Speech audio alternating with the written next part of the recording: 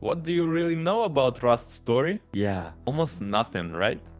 Maybe you've heard the rumors, seen the Cobalt markings on the containers, or noticed strange posters scattered around the monuments. But what if I told you that Rust was actually meant to have a real storyline? Yes, Facepunch really did work on a narrative for this world, and even more. Internal Cobalt documents once leaked online, revealing drafts that described the entire history of Rust's universe. Today, I'll give you a short retelling of that official lore, how it began, and how it was supposed to end. So sit back, get comfortable, because you're about to learn what Rust has been hiding all this time. I remember my first steps across this island, the sun barely breaking through the thick fog, every sound echoing between rusted containers, the wind whispering through metal. I wasn't alone, yet loneliness was everywhere, in every rotten panel, every silent monument that stood here long before me. The word Cobalt wasn't just paint, it felt like a warning or a remnant of power long gone. I walked along the shore, watching waves crash against rusted structures.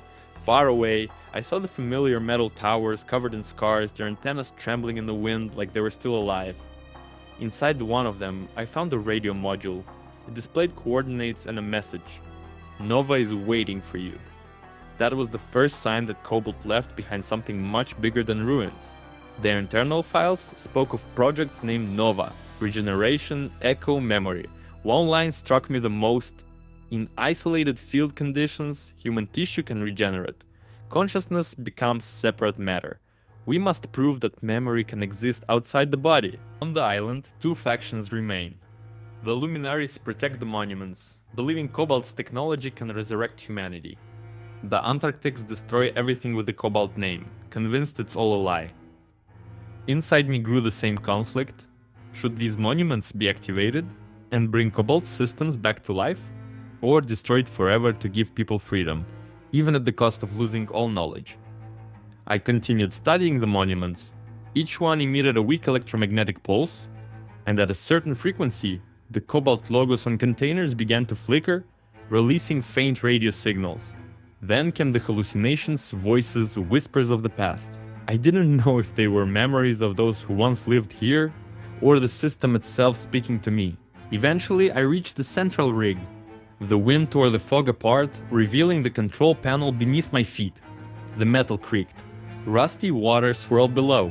The panel lit up with Cobalt inscriptions, and the monuments around me began blinking in sync, like a heartbeat. The network was still alive. And I had to choose: activate it, leave it partially running, or erase it for good. Every choice would rewrite the story of the island.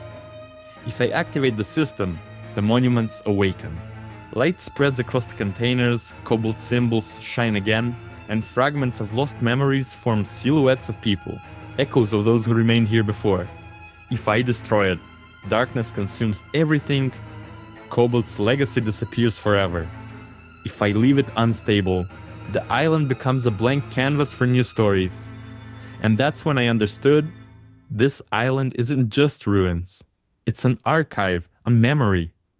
And my decision is just one of many. Every survivor who walks this land becomes part of its story. And that brings us to the end.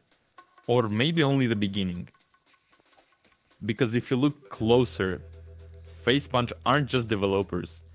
They're like masons leaving hidden symbols and cryptic messages. And we, the players, walk through their world like decipherers, searching for answers that may not even exist. Maybe that's the point. Rust's story never ends. As long as someone logs in, builds, fights, survives, the world keeps writing itself. This was Sheepcamp. Thanks for watching. Hope you leave a like and subscribe. Good luck out there, and see you next time.